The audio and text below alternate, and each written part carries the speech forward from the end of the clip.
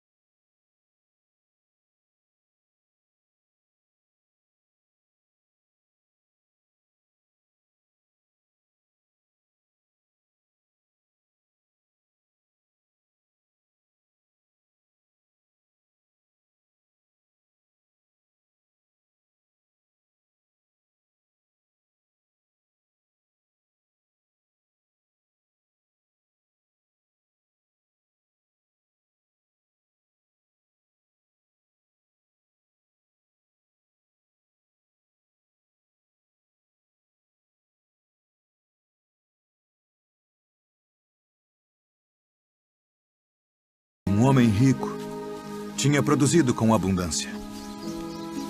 E ele arrazoava consigo mesmo, dizendo: o que farei? Não tenho onde recolher os meus frutos. E disse: farei isto. Derrubarei os meus celeiros e edificarei outros maiores. E ali recolherei todas as minhas novidades e os meus bens. E direi à minha alma: alma, tens em depósito muitos bens para muitos anos. Descansa. Come. Bebe e folga. Mas Deus lhe disse: louco, esta noite te pedirão a tua alma. E o que tens preparado, para quem será? Assim é aquele que para si ajunta tesouros e não é rico para com Deus. Portanto vos digo, não estejais apreensivos pela vossa vida sobre o que comereis, nem pelo corpo sobre o que vestireis. Mais é a vida do que o sustento, e o corpo mais do que as vestes. Considerai os corvos, que nem semeiam, nem cegam, nem têm despensa, nem celeiro, e Deus os alimenta. Quanto mais valeis vós do que as aves? E qual de vós, sendo solícito, pode acrescentar um côvado à sua estatura? Pois se nem ainda podeis as coisas mínimas, por que estáis ansiosos pelas outras?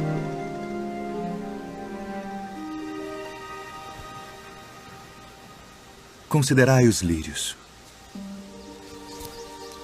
Como eles crescem.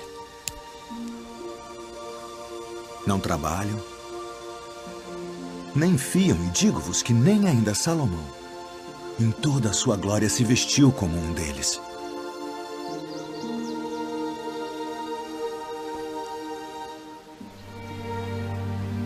E se Deus assim veste a erva que hoje está no campo e amanhã é lançada no forno, quanto mais a vós, homens de pouca fé. Não pergunteis, pois, que haveis de comer, ou que haveis de beber, e não andeis inquietos. Porque as nações do mundo buscam todas essas coisas, mas vosso Pai sabe que precisais delas. Buscai antes o reino de Deus.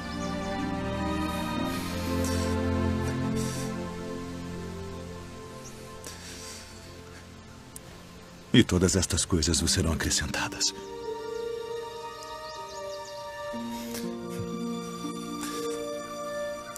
Não temais, ó pequeno rebanho, porque a vosso Pai agradou dar-vos o reino. Vendei o que tendes e dai esmolas. Fazei para vós bolsas que não se envelheçam, tesouro nos céus que nunca acabe, aonde não chega ladrão e a traça não rói. Porque onde estiver o vosso tesouro, ali estará também o vosso coração.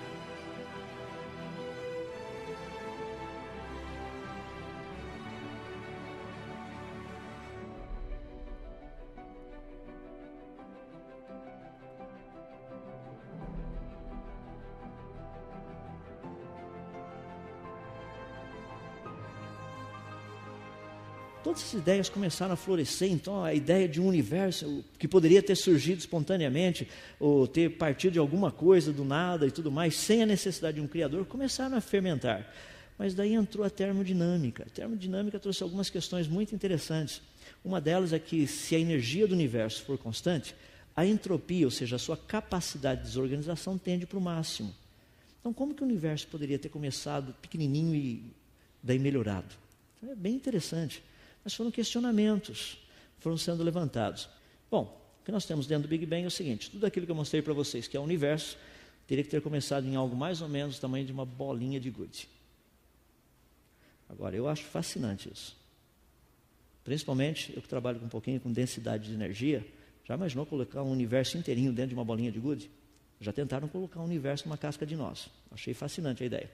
E foi bem colocado. Tanto faz parte das minhas ilustrações. Agora, como colocar todo esse universo ali dentro? Vejamos. A teoria do Big Bang tem uma proposta muito interessante.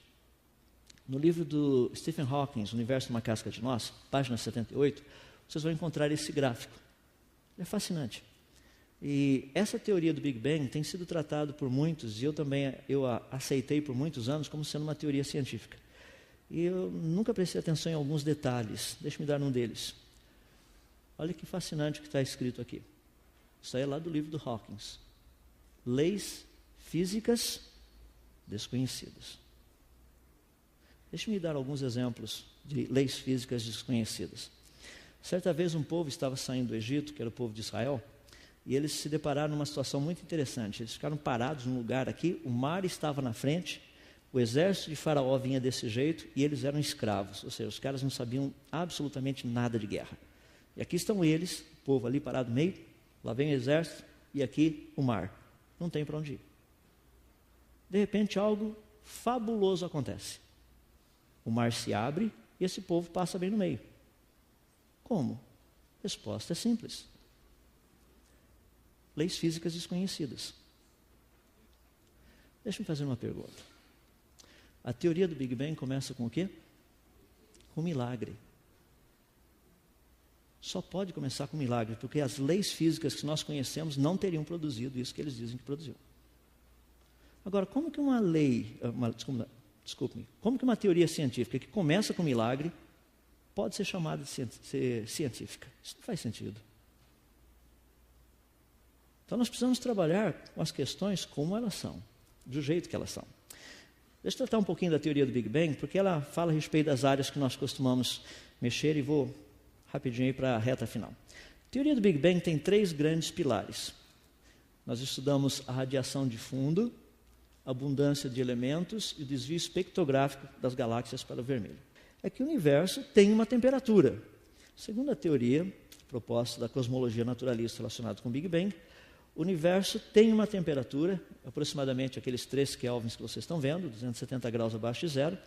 Ele teria começado com uma temperatura inicial de bilhões de kelvins, daqui a pouquinho eu vou dar um número mais preciso, e esfriou.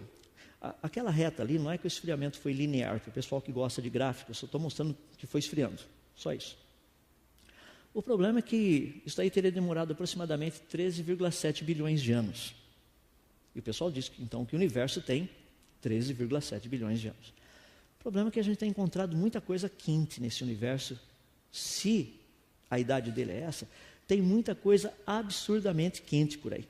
No centro da nossa galáxia, por exemplo, tem uma nuvem de gases, a temperatura oscila aproximadamente entre 10 e 100 milhões de graus Celsius. Um universo de 14 bilhões de anos não era para ter temperatura dessas por aí. Ou tem alguma coisa totalmente estranha lá dentro. Ou então, o sistema é jovem e não deu tempo de esfriar tudo isso. São algumas questões interessantes. Quando nós olhamos para o universo, os criacionistas, eles olham como um motor. Esse negócio está funcionando. Em outras palavras, aqui você tem a cosmologia evolucionista, a cosmologia criacionista. Qual a temperatura que nós temos? Os 3 kelvins, 270 graus abaixo de zero. Os cosmólogos evolucionistas, os naturalistas, dizem que o Big Bang começou com uma temperatura de aproximadamente 10 elevado a 19 Kelvin, que é uma proposta teórica. Ele teria esfriado até os 3 kelvins. Você pega as equações, trabalha esse material, dá mais ou menos 13,7 bilhões de anos.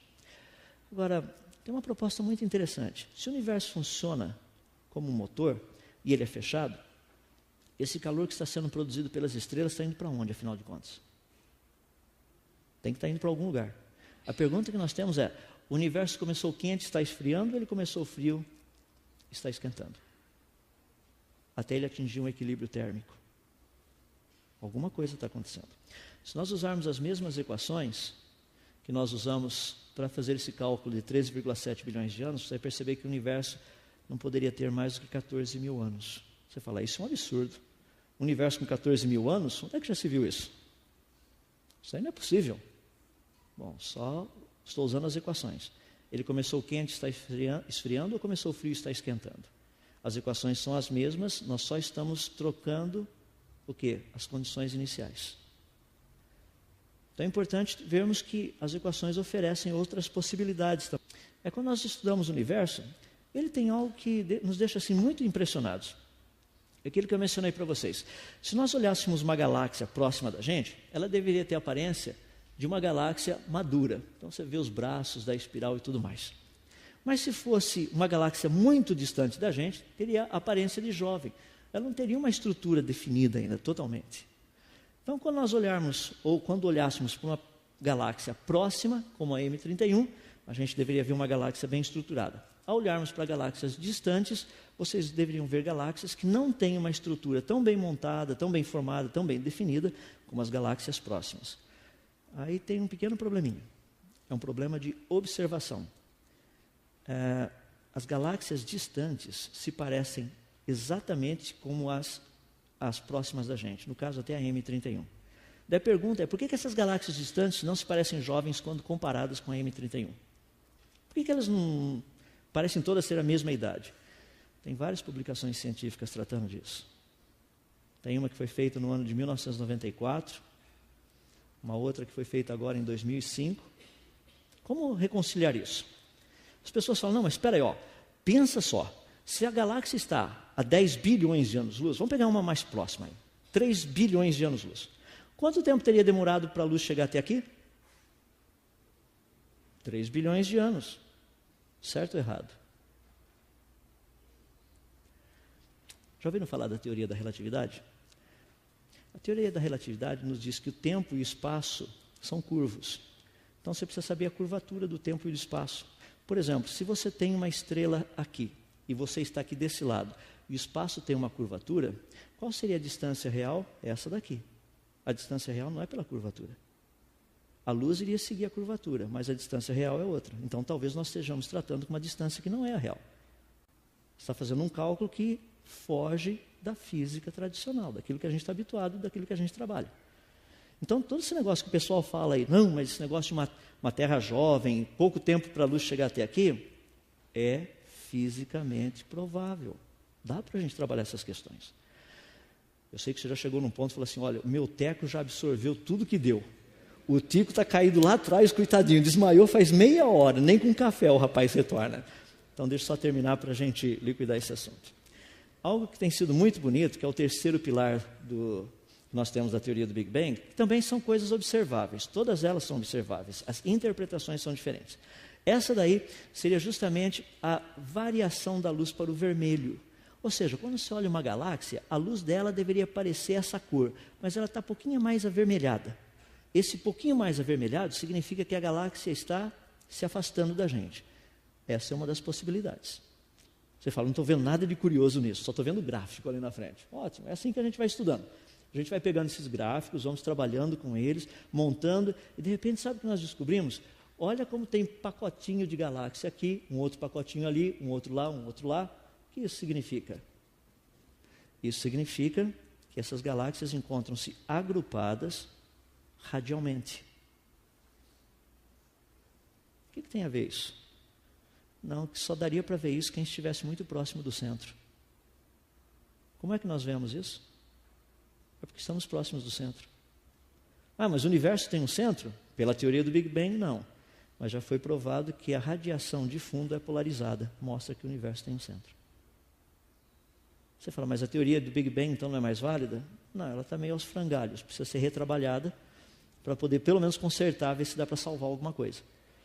Porque tudo indica que o universo tem um centro. Se ele tem um centro, qual a probabilidade de nós estarmos lá por mero acaso?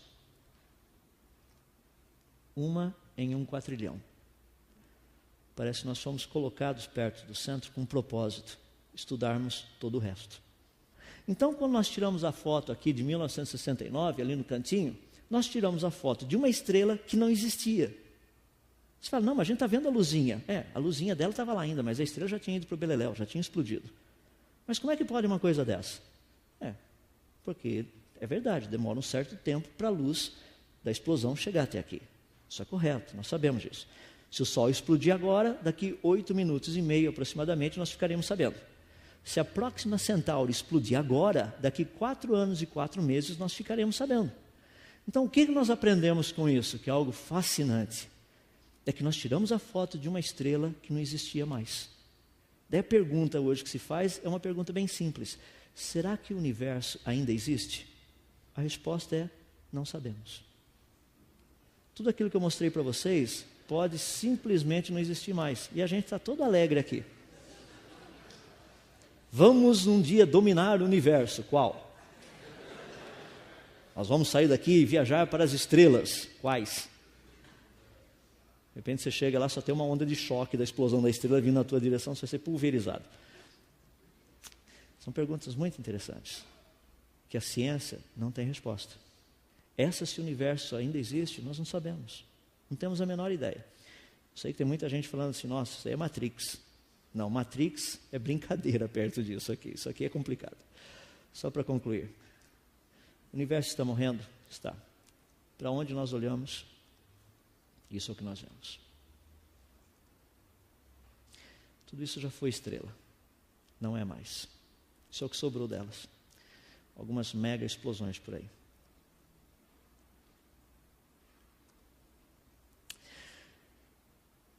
Algumas pessoas me perguntam o seguinte, e essa questão nossa, como é que fica? Fica de uma forma bem simples. Meu último exemplo. Nós temos estudado as estrelas. Temos estudado a frequência que essas estrelas explodem. Estudando a explosão dessas estrelas, nós temos visto que elas passam por 3 estágios. E esses estágios têm sido literalmente dados de uma forma bem específica pelas propostas da teoria da evolução relacionada com estrelas. Então, uma estrela, quando ela explode, passa por 3 estágios. O primeiro, vocês estão vendo lá em cima, aquele estágio praticamente de partículas que são ejetadas, dura 300 anos. O segundo estágio, um estágio adiabático, conhecido como CEDOV, é onde você tem emissão de ondas de rádio. Dura mais ou menos 120 mil anos, segundo o cálculo que o pessoal tem feito. E o terceiro estágio é o isotérmico, ou seja, a emissão de ondas de calor. Esse daí demora de 1 a 6 bilhões de anos, segundo os cálculos que têm sido feitos. Vamos fazer um teste. Pegar a nossa galáxia como exemplo e vamos aplicar isso daí que é conhecido da literatura. Primeiro, quantas supernovas na nossa galáxia existem se a nossa galáxia tivesse de 8 a 12 bilhões de anos? Bom, deveríamos ter 2 supernovas pela frequência. E se a galáxia tivesse só 10 mil anos? 2 supernovas no estágio 1. Tá? E se a galáxia tivesse só 10 mil anos? Nós teríamos 2 supernovas também no estágio 1. O número de estrelas no estágio 1 observado na nossa galáxia são os 2. E no estágio 2? Quantas supernovas no estágio 2 nós deveríamos encontrar na nossa galáxia se a nossa galáxia tivesse de 8 a 12 bilhões de anos?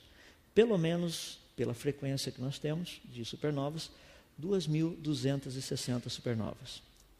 E se a nossa galáxia tivesse só 10 mil anos? No máximo 125. Quantas supernovas nós temos? No estágio 2 observadas, 200. E supernovas no estágio 3? Se a nossa galáxia tem pelo menos 8 bilhões de anos, nós deveríamos ter no mínimo 5.000 supernovas no estágio 3. Mas se a nossa galáxia tem só 10 mil anos, ainda não deu tempo de formar nenhuma no estágio 3. Só falta uma pergunta a ser respondida. Quantas supernovas no estágio 3 nós temos na nossa galáxia? Nenhuma. Quanto mais nós temos estudado, a impressão que nós temos é que o universo é recente, é jovem. Parece que foi criado recentemente e tem uma estrutura fantástica, muito precisa. Só para você pensar hoje à noite, aqueles que são cristãos e gostam de dar graças a Deus, eu gostaria de sugerir que você desse graças a Deus pelo planeta Júpiter. Planeta Júpiter? O que tem o planeta Júpiter? É que o planeta Júpiter funciona como um tipão assim de aspirador de pó. Tá? Ele atrai sobre si asteroides, meteoros, cometas, que iriam cair em cima da gente. É que se Júpiter tivesse só 10% mais próximo do Sol, ele atrairia cometas, asteroides, meteoros que cairiam no planeta Vênus. Mas Vênus não tem vida. Se ele tivesse só uns 10% mais distante do Sol, ele iria atrair sobre si asteroides, cometas, meteoros, que iriam cair no planeta Marte, mas Marte também não tem vida. Ele está na órbita certa, tem a massa certa, tudo direitinho, para atrair coisas que iriam cair em cima da gente. Planejado